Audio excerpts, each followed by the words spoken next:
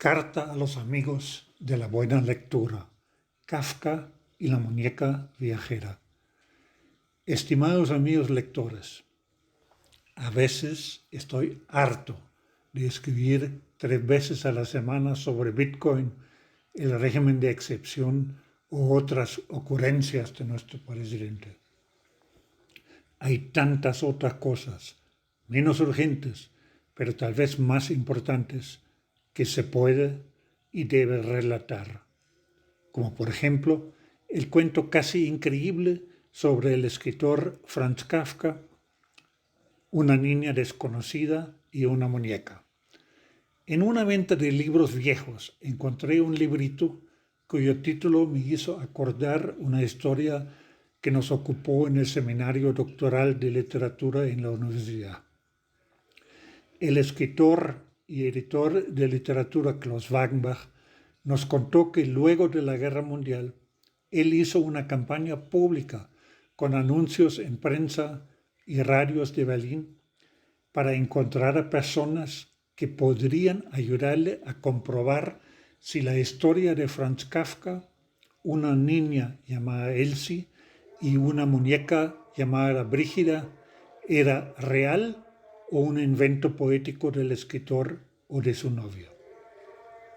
Según Dora Diamant, quien compartió la vida de Kafka en los últimos años, el novelista había encontrado en un parque en Berlín a una niña llorando desconsoladamente la pérdida de su muñeca. Para consolarla, lo que se le ocurrió a Kafka era contarle a la niña que la muñeca no estaba perdida, sino andaba de viaje y feliz. Le dijo que a él le constaba porque era el cartero de muñecas y había recibido una carta de Brígida a Elsie contándole de su viaje, una carta de Londres. Cuenta Dora Diamant que Kafka, un escritor compulsivo, durante 3 semanas se olvidó de la novela que estaba por terminar y se dedicó a escribir cada día una nueva carta a Elsie, en la cual su muñeca le contó las aventuras de sus viajes por todo el mundo.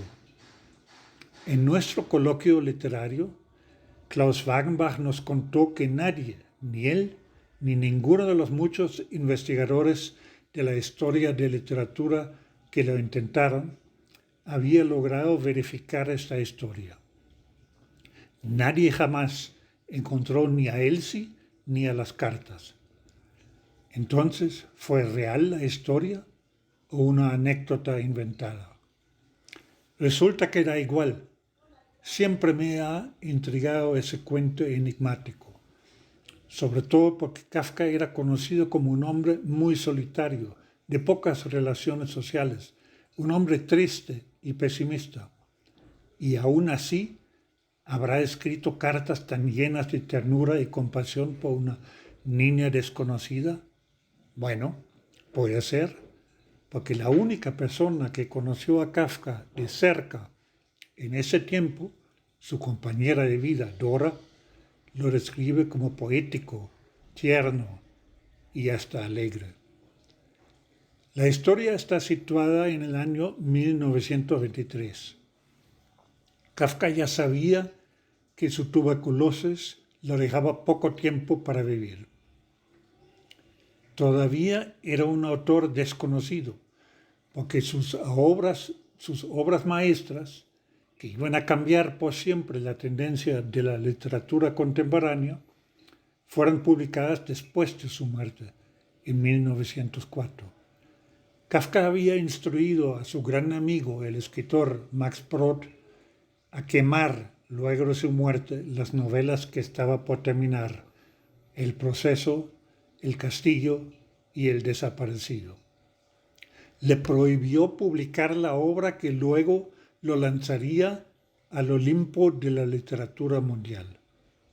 Por suerte, Brod decidió no hacerle caso y publicó las novelas, sabiendo que eran de invaluable valor literario. Pero regresemos a la historia de la muñeca viajera.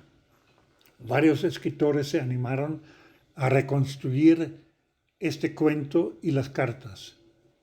Con el más logrado intento me encontré cuando detecté el libro del escritor español Jordi Sierra y Fabra, Kafka y la muñeca viajera. En ese librito toma vida la historia antes tan poco conocida e incluso puesta en duda. Toman vida Kafka y Elsie, sentados en una banca del parque de Steglitz. Toma vida la obsesión con la cual Kafka pasa las noches enteras durante 3 semanas escribiendo cartas para una niña desde la perspectiva de una muñeca, un formato literario que nada tiene que ver con los temas oscuros y el estilo de sus novelas. Jordi Sierra y Fabra se atrevió a reescribir las cartas perdidas, o tal vez nunca escritas, de Kafka, y en ellas los escenarios y aventuras de los viajes de la muñeca, cartas desde lugares famosos y otros extraños. Kafka sufre porque teme defraudar a la niña. Ella todos los días a la misma hora lo espera en el parque para recibir otra carta con nuevas noticias de su muñeca. Kafka sufre porque no sabe cómo terminar esta historia, cómo darle un desenlace feliz para que Elsie no recaiga en la tristeza por la pérdida de su muñeca.